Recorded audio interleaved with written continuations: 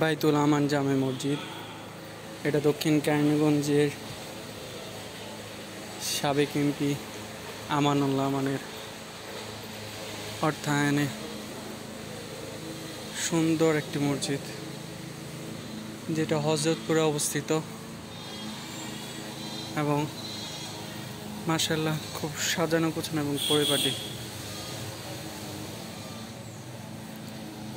সামনে পিছনে আম বাগান আছে,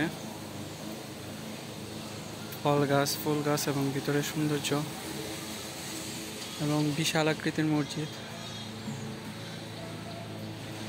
যেখানে কয়েক হাজার মুসল্লি একসাথে জামাত করতে পারবে।